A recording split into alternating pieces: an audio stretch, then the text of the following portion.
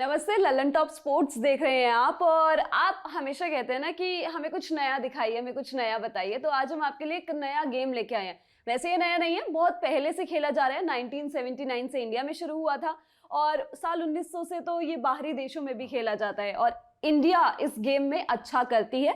Support wise देखा जाए तो एशियन गेम्स में हमारी टीम ने अच्छा किया है। एशियन ओशियाना जब चैंपियनशिप होती है तो उसमें अच्छा किया है। आज मेरे साथ रिम्पी हैं, नीतीश हैं, उनसे जानूंगी मैं कि ये गेम और कैसे, मतलब कितना अच्छा है और इस गेम के बारे में जो बारीकियां हैं वो आपसे बेहतर तो कोई बता नहीं सकता।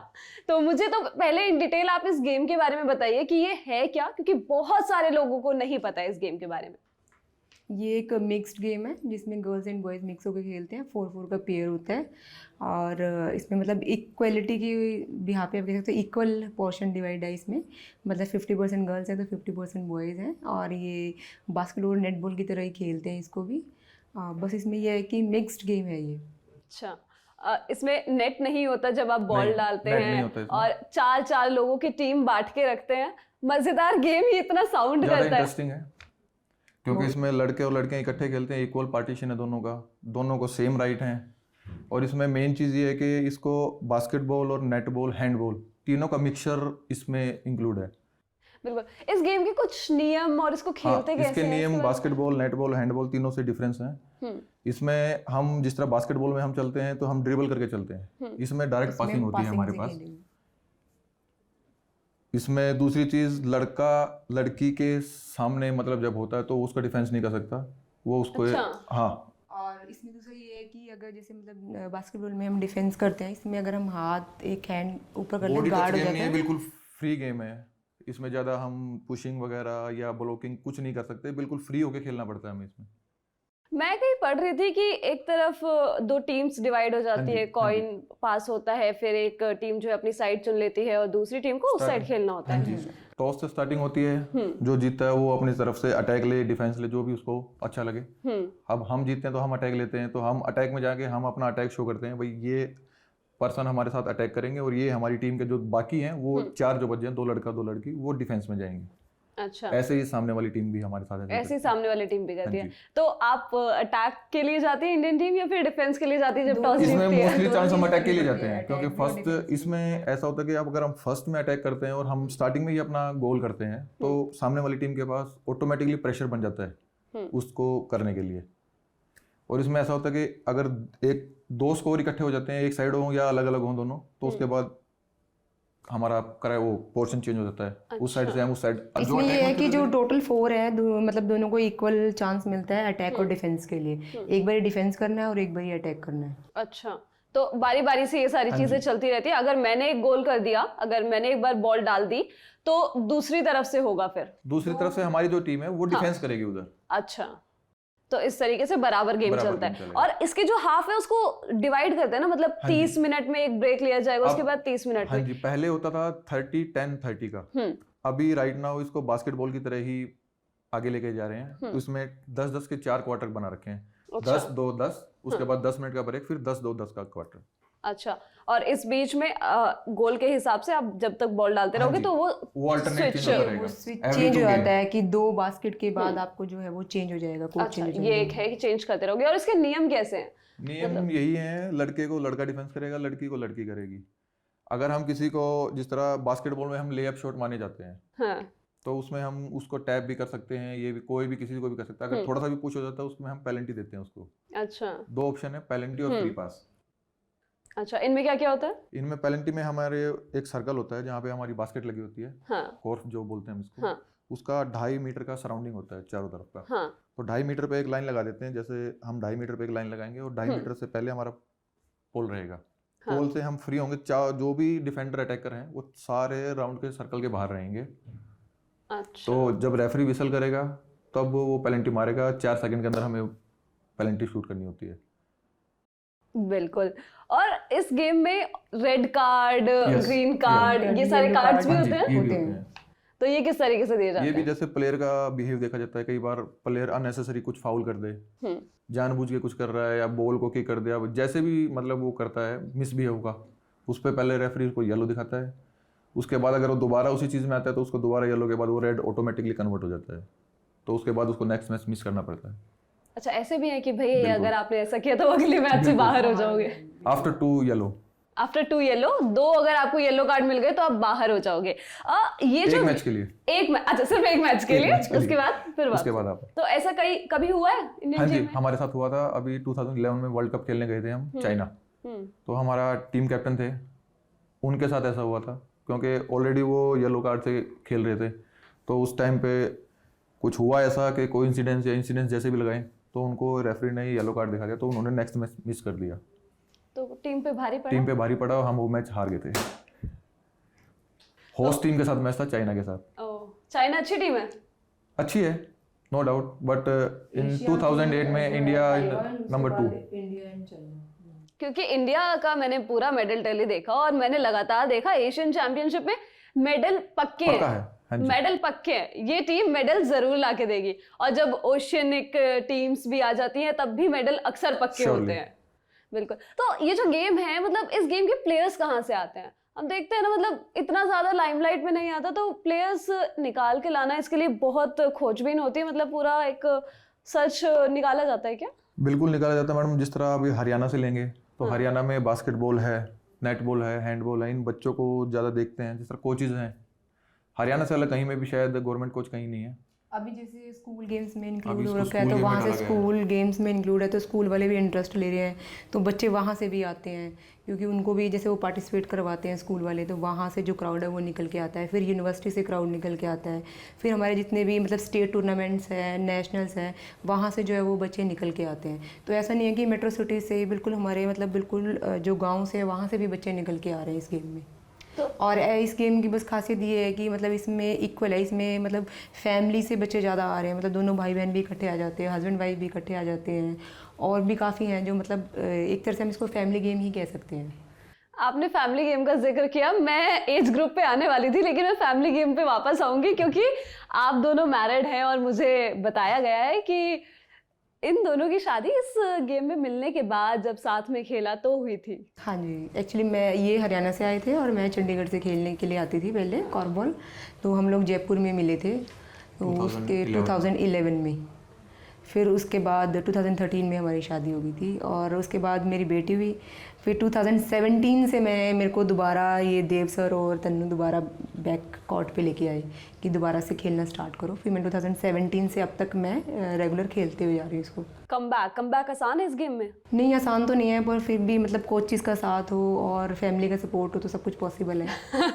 बिल्कुल पॉसिबल सब कुछ है। और अब देख रहे हैं हम स्टेट लेवल्स पे और ज़्यादा प्लेयर्स निकल के आ रहे हैं, तो ये एज लेवल वाली जो चीज़ें होती हैं कि हम क्रिकेट में देखते हैं, हम फुटबॉल में देखते हैं कि स्टेट टूर्नामेंट्स हो गए, नेशनल टूर्नामेंट्स हो गए, इंटरनेशनल लेवल पे तो खैर होता ही है, तो कॉर्फबॉल में भी ऐसे एज रिस्ट्रिक्शंस, एज वाइज और स्टेट वाइज, डिवीजन वाइज इस तरीके से? बिल्कुल ऐसे कॉर्फबॉल में भी सेम ऐसी है, एज वाइज अंडर 14 है, 17 है, 19 है, फिर अभी 23 है, तो फिर उसके बाद सीनियर आ जाता है।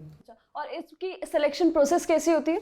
स्कूल जिस तरह अभी इसको स्कूल से लेके चलेंगे, डिस्ट्रिक्ट से स्टार्ट करते हैं पहले, तो डिस्ट्रिक्ट लेवल से होती है। तो जैसे मान लो भी नेशनल जाना है तो सबसे पहले डिस्ट्रिक्ट होगा, फिर स्टेट होती है, फिर वहाँ से सिलेक्शन होते हुए आती है। जो बच्चा अच्छा परफॉर्म करता है उसकी परफॉर्मेंस के बिहाफ पे ही सिलेक्शन होता है। अच्छा, और सिलेक्शन कमेटी मतलब बाकी सारी चीज़ें भी रिवॉल्व करती है क्या इस सिलेक्शन प्रोसेस में? बिल्कुल सब कुछ रिवॉल्व करते हैं, सब देखते हैं वो बच्चे की परफॉर्मेंस क्या है, कैसे मतलब किस उससे वो स्टार्ट किया हुआ है, कैसे मतलब हर टेक्निक, वो कैसे बच्चा टेक्निक वगैरह यूज़ कर रहा है, सब कुछ।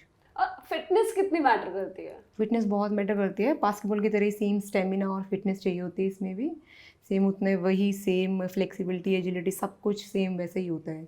बस कहने को ये है कि भी हाँ पासिंग है इसमें, वो मुझे ऐसा लगता है कि बास्केटबॉल से ज़्यादा फास्ट है क्योंकि इसमें पासिंग ज़्यादा है।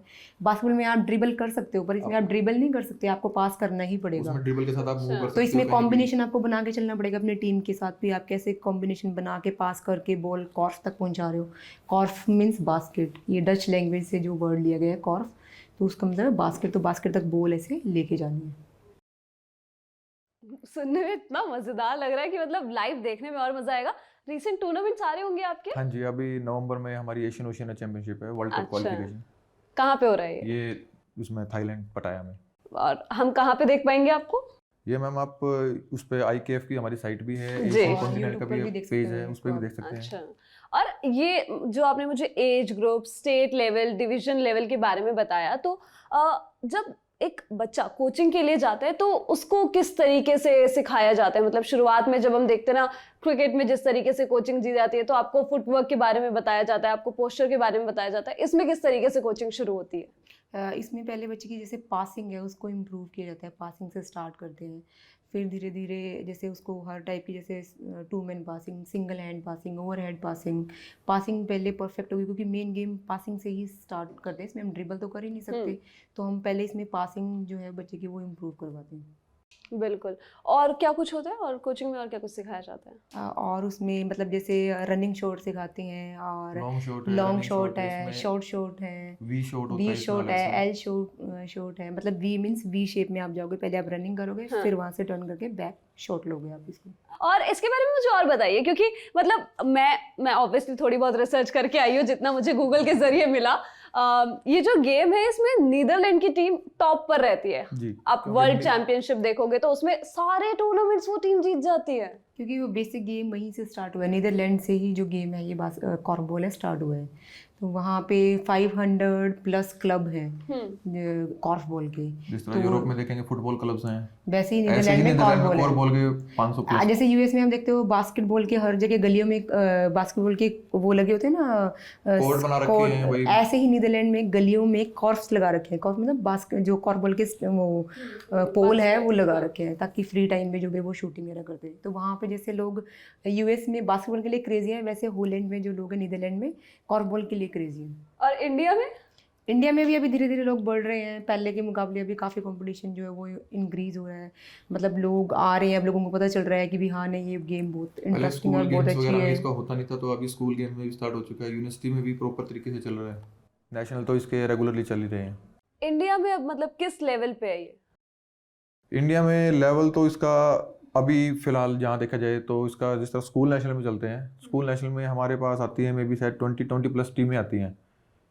तो इनमें काफ़ी जिस तरह बास्केटबॉल को देखा जाए और उससे बास्केटबॉल के लेवल के बराबर ही कह सकते हैं इसको, नीचे तो नहीं लाए। अच्छा, अभी मतलब अभी बेस लेवल पे ये है कि इसका क्रेज इसलिए बढ़ रहा है क्योंकि जैसे को एजुकेशनल स्कूल्स हैं उनको अलग अलग टीम बनाने की ज़रूरत नहीं है उसमें, क्योंकि boys and girls equal participate करते हैं, तो वो एक ही टीम इस पर भी फोकस करने लग गए हैं अब। तो इस वजह से क्या है कि ये जो गेम है और ज़्यादा जो है बढ़ती जा रही है। अच्छा, मैं नीदरलैंड की बात कर रही थी, और मतलब जैसे हम बात करते हैं ना फुटबॉल का, आपने जिक्र किया, यूरोप में काफ़ी ज़्यादा चलता है। ब्राज़ील को बोला जाता है कि ब्राज़ील में बहुत सुंदर फुटबॉलर्स वहाँ से निकलते हैं। क्रिकेट में ऑस्ट्रेलियंस होते हैं, उनकी एक अप्रोच होती है नेवर से डाई वाली। तो नीदरलैंड की ऐसी क्या अप्रोच है कि वो हमेशा ही टॉप पर बने रहते हैं? उनके पास पार्ट टाइम में कुछ नहीं है, वो पार्ट टाइम जो भी करते हैं वो सारा business, after business, before business, schooling या कॉलेज में कोरबॉल ही खेलते हैं। अच्छा, और मतलब वहाँ की टीम्स के साथ भी ऐसा है कि उनके जो प्लेयर्स है वो आधे टाइम काम कर रहे हैं और आधे टाइम खेल रहे हैं? बिल्कुल। और इंडिया में भी यही चीज़ है? इंडिया में भी यही चीज़ है। एक्चुअली उनके पास जैसे क्लब्स वगैरह हैं तो उनको ज़्यादा वो स्पॉन्सरशिप वगैरह मिल रही है, क्लब में आप खेल रहे हो, ऑब्वियसली बात है वहाँ से कंपटीशन और ज़्यादा इंप्रूव होगा। अभी इंडिया में ये चीज़ नहीं है, तो आने वाले टाइम में होप है कि ये चीज़ जो है हो जाएगी। यहाँ पे भी जब क्लब बन जाएंगे तो हम लोग भी शायद मे भी नीदरलैंड को नीचे छोड़ दें। तो इंडिया में अभी कोई ऐसी बड़ी चैंपियनशिप नहीं होती है कि नेशनल लेवल? होती है कौन? अभी 2008 में एशियन चैंपियनशिप हुई थी जयपुर के अंदर, और मे भी शायद बताया था मैंने 1995 में वर्ल्ड चैंपियनशिप भी एक बार इंडिया में हुआ था। हाँ जी। नहीं, मैं तो अभी आगे करंट में अभी कराने वाले हैं, मे बी शायद नेक्स्ट ईयर ही एशियन चैंपियनशिप भी हम करा सकते हैं। मैं एशियन नहीं, मैं नेशनल लेवल के बारे में पूछना चाहती हूँ कि नेशनल लेवल पे कई टीम्स बनाई जाती हैं, जैसे हम आईपीएल में देखते हैं ना कि जगह जगह से टीम्स बना ली आपने और उस तरीके से फिर आप प्लेयर्स निकल रहे हैं। प्रीमियर लीग के लिए बोल रहे हैं ना? हाँ, अभी इसके लिए भी हमारा वो चल रहा है, अभी देखेंगे। अभी इसके लिए हमारे प्रेसिडेंट सर ने भी काफी जोर लगाया इसके लिए चीज पे ना। बिल्कुल। तो ये अभी इसमें जिस तरह अभी ये भी करना है कि भाई जिस तरह क्रिकेट में देख रहे हैं आईपीएल में 60-40 है, 60 इंडियन है, 40% अपने फॉरेनर है, तो इसमें भी सेम ऐसे ही रखेंगे पैटर्न। इसके लिए काफी चले हुए हैं अभी आगे। और इससे ही तो आगे खिलाड़ी अच्छे निकलते हैं, क्योंकि हम ये चीज देखते हैं। हमारा क्रिकेट ले लीजिए, फुटबॉल देख लीजिए, बैडमिंटन है, कई सारी टेबल टेनिस है, इवन कई सारी ऐसे टूर्नामेंट्स होते हैं। तो इसके अलावा नीदरलैंड की प्रैक्टिस, नीदरलैंड की डाइट सिस्टम और आप लोगों की प्रैक्टिस और डाइट सिस्टम में क्या फर्क है?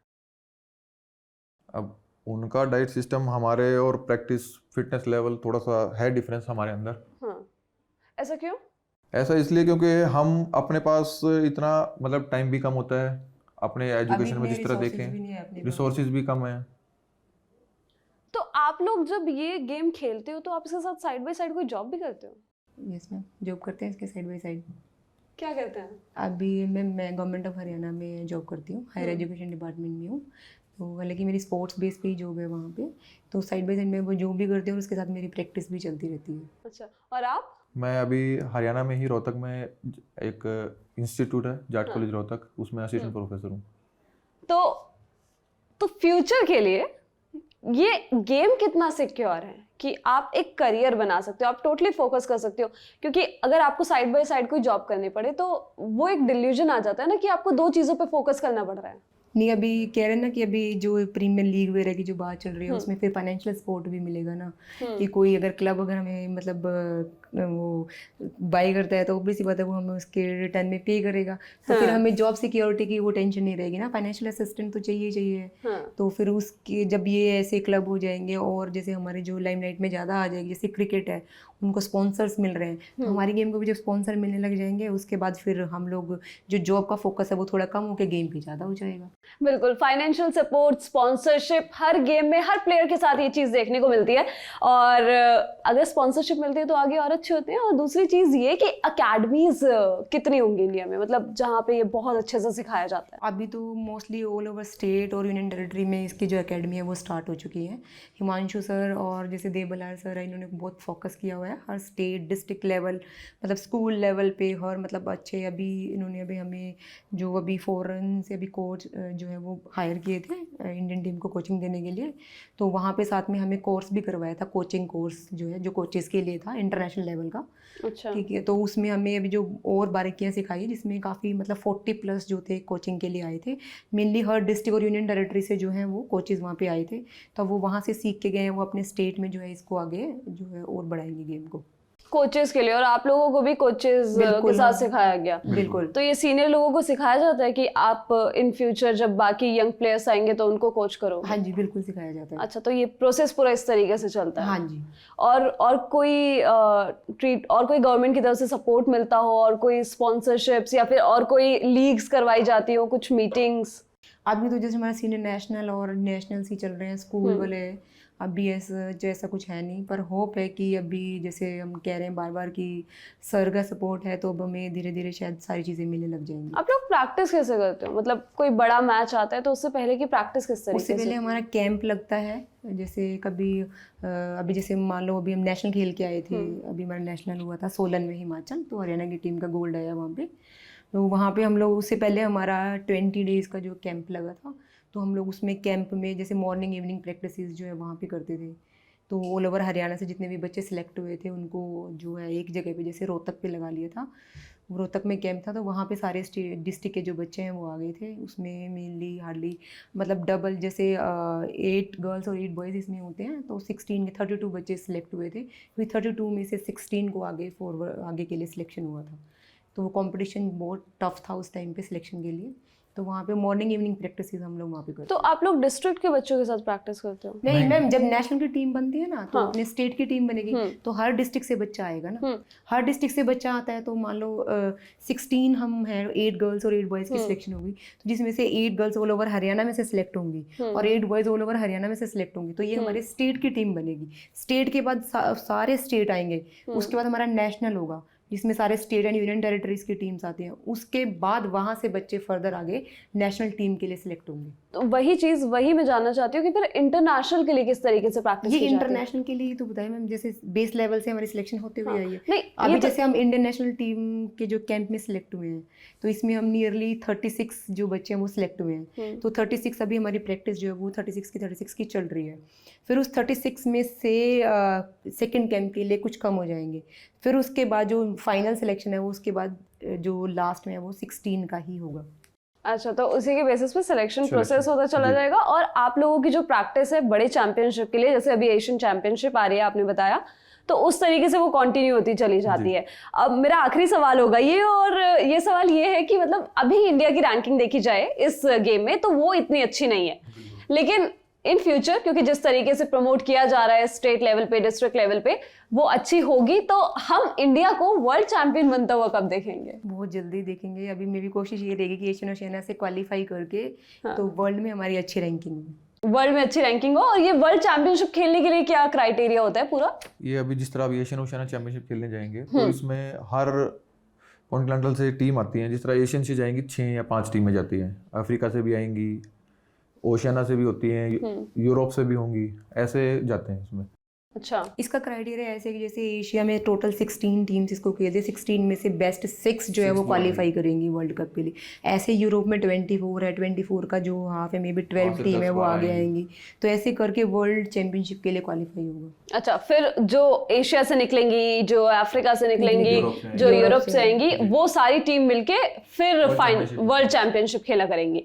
ठीक है, तो आज हमने आपको थोड़ा सा कॉर्फबॉल के बारे में बताया। इस गेम को आगे बढ़ाना आप लोगों का काम है, इस गेम को समझना आप लोगों का काम है। और दूसरी चीज, अब एशियन चैंपियनशिप आ रही है, कई सारे और टूर्नामेंट्स आ रहे हैं, तो टीम इंडिया को आपके सपोर्ट की जरूरत होगी।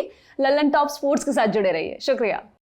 नवरात्रि की शुरुआत हो चुकी है और साथ ही शुरू होने वाली है लल्लन टॉप की गुजरात यात्रा। गुजरात का सबसे रंगीन रूप देखने आ रही है लल्लन टॉप की टीम आपके शहर। हम पहुंच रहे हैं वडोदरा और अहमदाबाद और मेरे साथ जा रहे हैं अभिनव। कब जा रहे हैं हम अभिनव? 1 से 4 अक्टूबर के बीच हम आपके शहर आएंगे, आपसे पूछेंगे, आपसे बतियाएंगे, आप हमको सजेशन दीजिए, इतनी सी मदद कीजिए कि आपके शहर में सबसे अच्छा गरबा कहाँ खेला जाता है। हम भी चलेंगे, गरबा खेलेंगे, गुजराती खाना खाएंगे और उसके बाद खूब सारी स्टोरीज इनके लिए ले आएंगे। लेकिन उसके लिए हमको आपको सजेशन देना है। कहाँ पे सजेशन देंगे? chunav@lallantop.com पर फटाफट अपना सजेशन हमें मेल कर डालिए, बताइए हमें कहाँ जाना है, कैसे करना है। आपके बीच आपका लल्लन टॉप आ जाएगा। जल्दी मुलाकात होगी।